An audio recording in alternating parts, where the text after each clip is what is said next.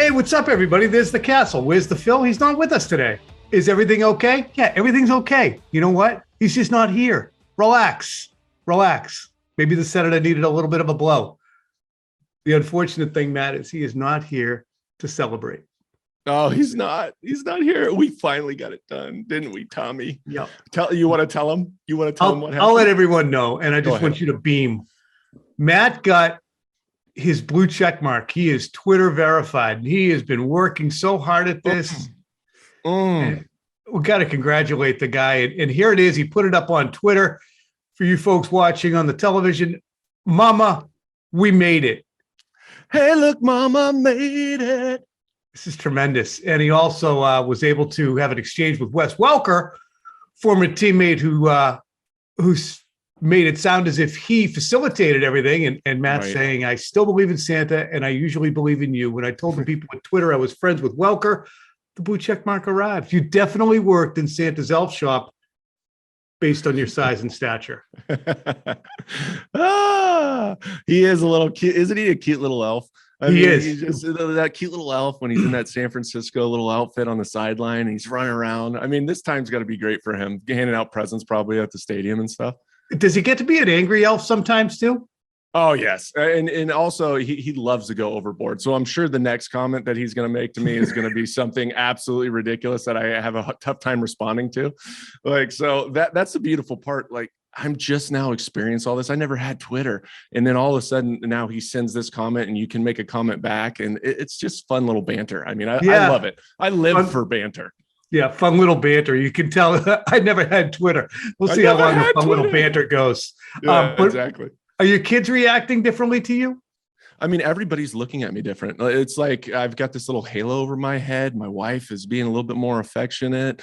You know, my kids, they treat me with a little bit more respect. They listen to me when I tell them to stop fighting. It's amazing with this social media and this verification, what it can do for you, not only socially, but just at your home life. You know, it really changes things for you. Well, welcome aboard. I have a blue check mark, and it's we have a lot of exclusive parties where we all get together on private islands. Oh, please, can I come now? Of course you can. Nobody else knows about them. But it is a Christmas miracle, and it is Christmas week. And I want to ask you, football-wise, my friend, you never want to look at it as a special holiday when you're playing football for your families, for your future. It should be a component of your life, not your entire life, even if it's a big component. Right. All that said, how are you able to carve out time for Christmas when 90% of your brain space is occupied by football from July until now? Right. It's a difficult time of year, honestly, because everything's going on and you really rely on your wife or your significant other to handle everything. Because again, a lot of people have family coming in. There's so many distractions this time of year for a football team. And it's really up to the player, the individual, and also the coaching staff to keep you honed in and focused on the task at hand, because these are the most important games of the year. Right. And not only that, but you have so much going on inside the locker room, right? Guys are exchanging gifts and it's that time of year. And so again, there's a lot of distraction, but somehow you got to put that aside. And when you do get home, be with your family, right? But in the back of your mind, even during these holidays, you're like, okay, let's have a good time, and then it's back to focus when you're at the facility. How do different coaches approach it? You played in enough places, right?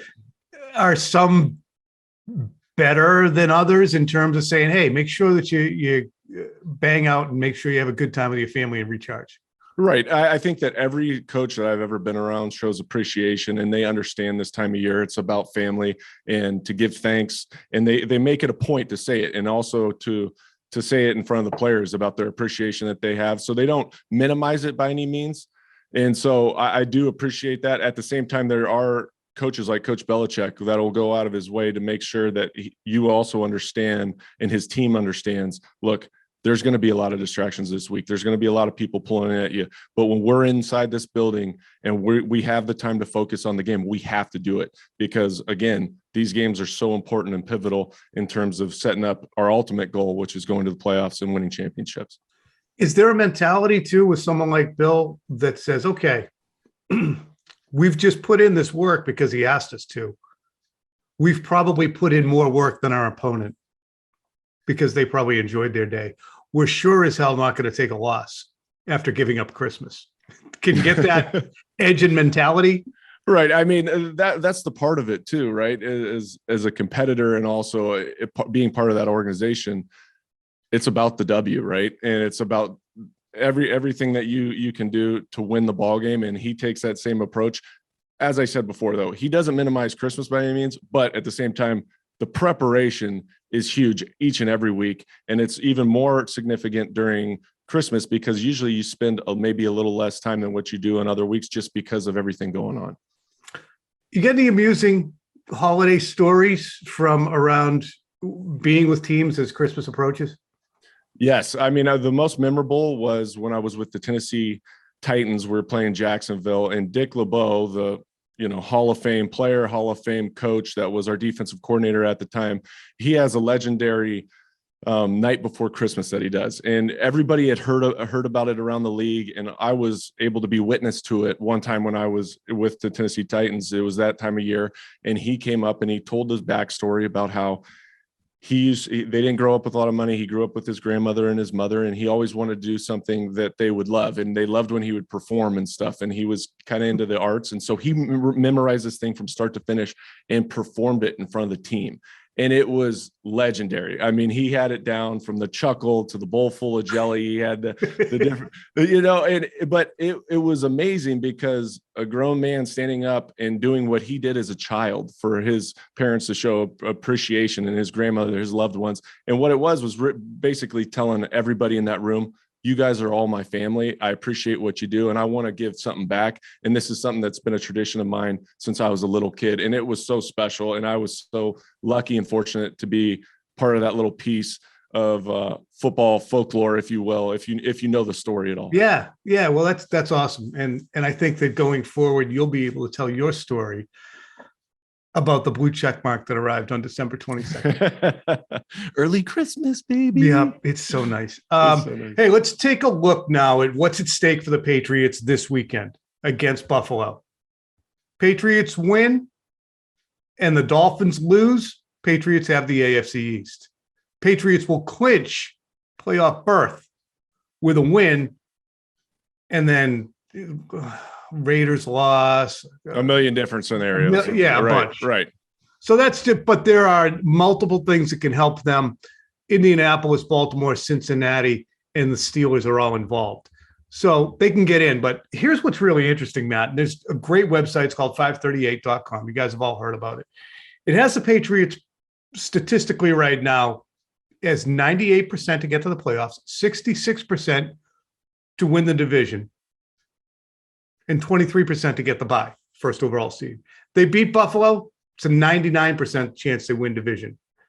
Lose goes down to 12% that they win the division. They still have a 94% chance to make the playoffs. So worst case scenario, if the Patriots lose all three, they only have a 24% chance of making the playoffs. That means lose to Buffalo, lose to Jacksonville, lose to Miami. If they beat Jacksonville and lose to Miami after a loss to Buffalo, still a 95% chance to make the playoffs. So the Patriots are going to the playoffs. Mm-hmm. I strongly believe that. I strongly believe that, yes. Has the loss to the Colts and the way they lost at all inspired any concern for you, Matthew Cassel? Well, we talked about this, and we said it was more of an outlier, right? The way that they played, so. It was uncharacteristic. The block punt, the drop balls, the penalties. I mean, how many times have we seen this team have 8 penalties for 50 yards, and also the red zone turnovers? I mean, the red zone turnover, 2 interceptions on the day. I mean, it was just a comedy of errors, right? Throughout the course of the game, they didn't finally start playing until the fourth quarter, in which they still put themselves in a position to come back and either tie the game or potentially win the game, which is crazy when you think about all the errors that they had throughout the course of the game. So really they have to get back to playing good fundamental football. And if they do that, they're going to be in a much better position to win a game. Right. But the Colts, look, they went out, you got to give them credit. They went out, they ran the ball, and they took care of business. But at the same time, I don't know how much it was the Colts just dominated that game versus the Patriots beat themselves, if that makes sense. And I'm trying to give 100%. Credit where credit's due, but at the end of the day, it comes down to execution. It's the exact same thing that Sean McDermott talked about after the Bills game. Right.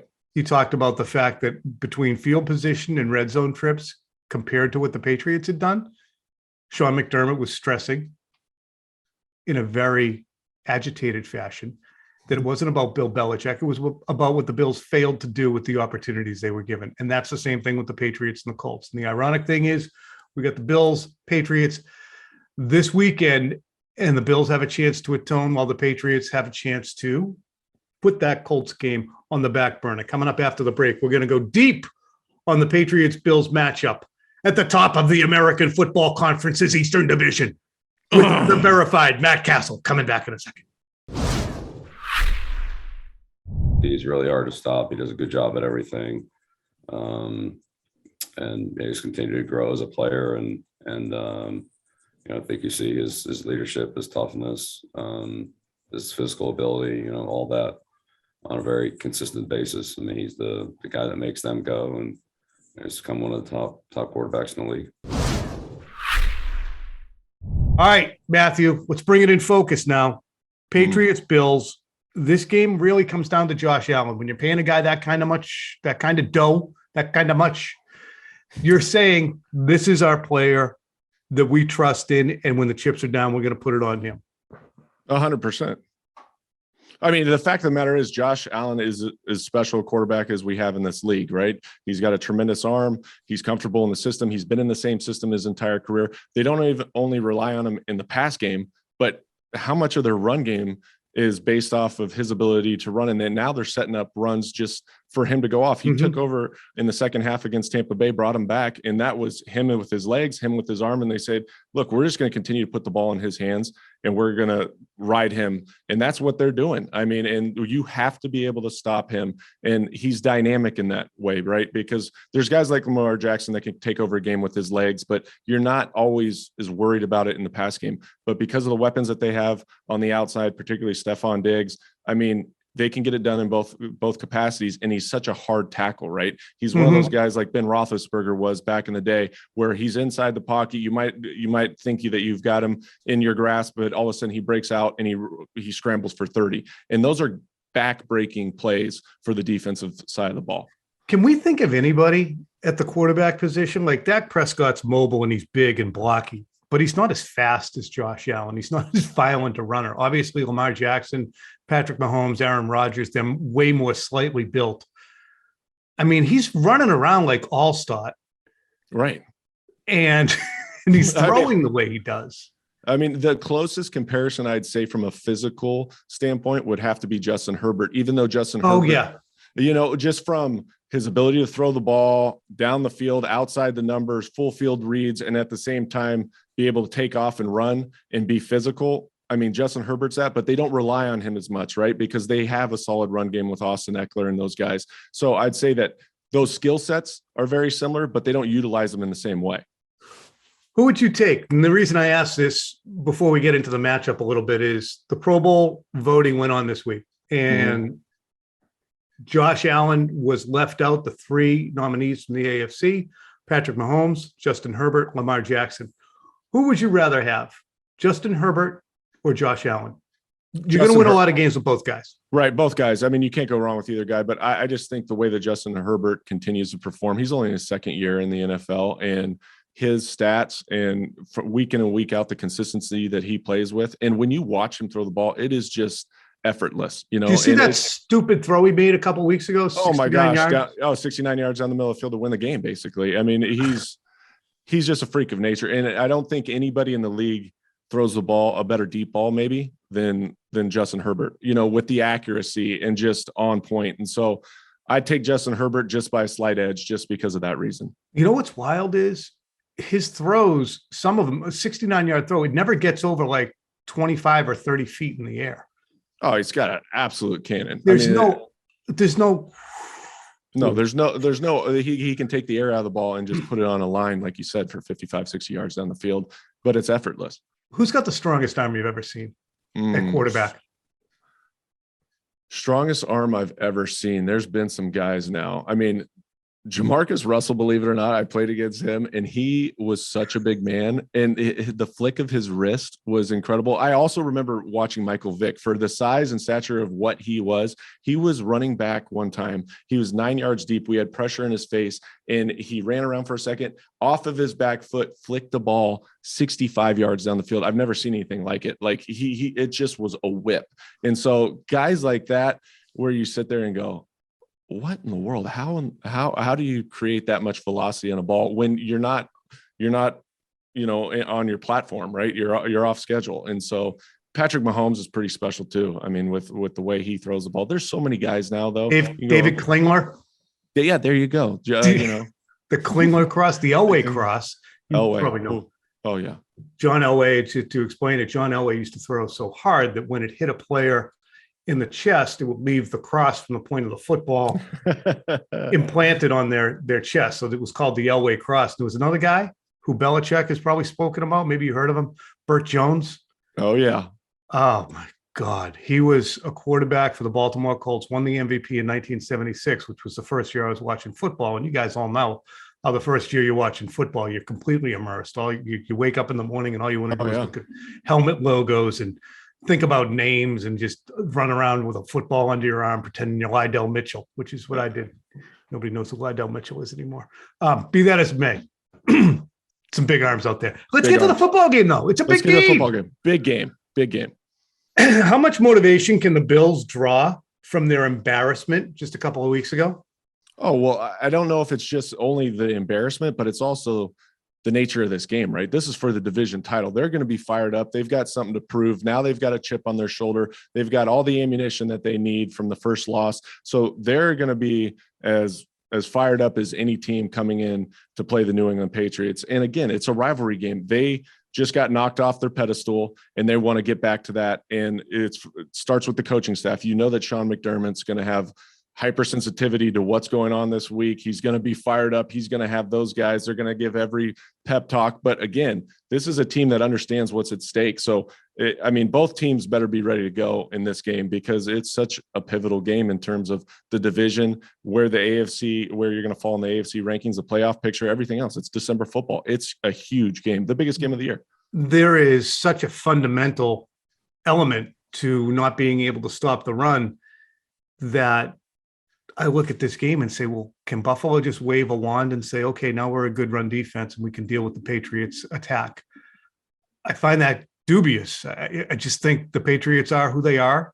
If they have their full complement of players, Buffalo can't import a bunch of guys to stop the Patriots running game. New England will still be able to run the football the way they did 3 weeks ago. They should still be able to run the football, and they've struggled. The Buffalo Bills have struggled against the run, particularly in the second half of the season, right? They're giving up like 4.1 yards per carry. And so with that being said, they've got to be able to establish the run in this game. At the same time, they're not going to be able to just run the ball like they did in the first game because of the weather conditions and score 14 points and think that that's going to be enough. They got to keep their foot on the gas, keep going, but they're going to have to run the ball and set themselves up for manageable third downs. And then they're going to also have to throw the ball to win in this game. It's going to come down to whether or not they can be successful in the pass game. As this week unfolds, we'll get more intel on who's available for the Patriots. Nelson Agholor concussion, N'Keal Harry with a hip situation, and Kendrick Bourne has been in COVID protocol. Even if those guys are reduced and are able to play, do you still look at the Patriots wideouts and say, well, they're screwed if it's Christian Wilkerson, Jacoby Myers, and Gunnar Olszewski running around out there? Or are the Patriots versatile enough, this is my contention, that while it's a pain in the ass, it's not ideal, they can still overcome that? They've proven that they can overcome that, and we've had injuries to different players throughout the course of the years, right, where you're sitting there and you're going, gosh, we really wish we had them. But again, it's going to come down to extra meeting time. Coaches have to spend more time on task. The communication's got to be key because these guys aren't used to playing as much, right? And there's a lot that goes on in the processing in your brain as you're going to the line of scrimmage and seeing different coverages, route adjustments, particularly against this team, the Buffalo Bills, who like to pressure, right? They're the 12th ranked team in terms of pressure rate. And And so you have to have great communication because you have to be alert for side adjusts. You have to be alert for your hots because they're going to overload pressure you and challenge you in that capacity. So you just have to be on top of it. And that's the thing that I only get worried about a little bit when you have a lot of backup guys in there and not the starters. Which puts extra stress, obviously, on a rookie quarterback who is well past the number of games that he would conventionally play. So Mac Jones is in the crosshairs this week, as he has been all season long. So This is nothing new for him. But you wrote this week for us about Mac as a leader. This is a game in which, regardless of his age or how much he looks like Opie Taylor, you hitch your wagon to Mac Jones. That's exactly right. And that was interesting because I know that there was some commentary this week about he shouldn't say this, he shouldn't say that because he's a rookie. He's no longer a rookie. He's been day one starter, right? And at the end of the day, he's the face of this franchise. He's a main reason why they've had the success this year. And he's seen as the leader on this team. And if you ask any guy in that locker room, you hear any of their comments, they look at him and perceive him in that manner. And so he should have a voice, and they're going to have to hitch their wagon to him this week. And he's going to have to play big this week in order for them to win this game. My belief is for the Patriots to win this game, they need to shorten it. They don't have to be afraid of the Bills. Patriots can score with some teams, but still, I would look at the Buffalo offense as one that I want to really keep on the sidelines. So ball control, short passing, don't fall behind, which, again, elementary, but I see this game being kind of a rock fight, even though it's two of the higher scoring teams. What are your thoughts? So I'm looking low scoring, but I wouldn't be stunned if the Patriots come in second in this game either. Yeah, I wouldn't be stunned either. At the same time, Cole Beasley is going to be out because he's in the COVID protocol, right? Emmanuel Sanders is banged up. So the strength of their team is really that 11 personnel. And so they're dealing with very similar issues to what New England is. It plays into the strength of New England because their secondary is so strong. J.C. Jackson's going to match up. That's going to be a great matchup with Stephon Diggs all day. So the one thing that the Buffalo Bills don't have is the run game to help, unless it's with Josh Allen. And so I think that will be an interesting chess match right there. If they don't have certain guys out there and now you're kind of focused on, just Stephon Diggs and you can take him out of the equation, then it comes down to playing good fundamental defense. And like you said, shortening the game, being able to run the ball, make sure that they can stop the run and then control the ball, keep them on the sideline as much as possible. But it's got to be a clean game. It can't be the mistakes that you had against the Colts, or there's no way that you're going to win any of these games. Did you play for McDermott? No. Okay. All right. Last I question. Was with Sexy Rexy. That must have been was it amusing? It was actually a blast. He's a fun coach. He's so animated, the stories that he tells and how he gets people like he could honestly get, anybody fired up to go play a ball game. And you like going to work with him as a coach? Yeah, I actually loved being a part of his team because it's just the ego that's involved and the FU mentality, that's a blast. And he takes that persona and it's what you see on television is the exact type of character he is inside those meetings. Like, we're going to beat everybody. And from day one, he goes, look, guys, we're not here to win the division. We're here to win a Super Bowl. So if you talk about it, I don't care if you tell people we're here to win a Super Bowl. That's our goal. And other people are shy away from that, right? They don't want Bill. that out. Right. Bill, obviously.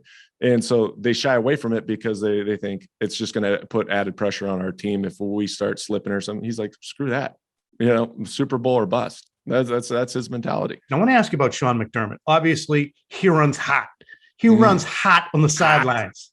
Hot. Can that be to the team's detriment when its head coach is that hair trigger, acting like a college basketball coach over there? Right. To a certain degree, it can be. And especially if it's constant verbal attacks toward his players while they're coming off the field. Okay. I've been part of that as well. So, I mean, if it's directed mainly at the refs and you just know that he's going to go in and be intense throughout the course of the game, it's just kind of, in one ear, out the other. In one ear, out the other. At the same time, when it becomes distracting is when he's screaming at you, what are we doing? And sometimes coaches, particularly head coaches that get so fired up, they see a play, they don't really know what happened or what was particularly called. And then they're screaming at you and it makes you respond. And you're like, why are we creating this chaos? Sundays are hard enough. We don't need to also have to defend ourselves against our head coach. And I'm not saying that he does that. I just know that the level of intensity is ratcheted up when you see him on the sideline. There's no doubt about that. Yeah, no, I get tense just looking at the guy. All right. Yeah. Not going to ask you for any predictions. We'll get to that during pregame live, but I am going to tell you to have yourself a merry little Christmas. Hey, Merry Christmas to you, buddy. You're the best. I love being with you. I love doing this with you. You're a professional, and I learn a lot from you. So thanks for always dealing with me. You're the best. Appreciate you. See you over the weekend. Take care, everybody.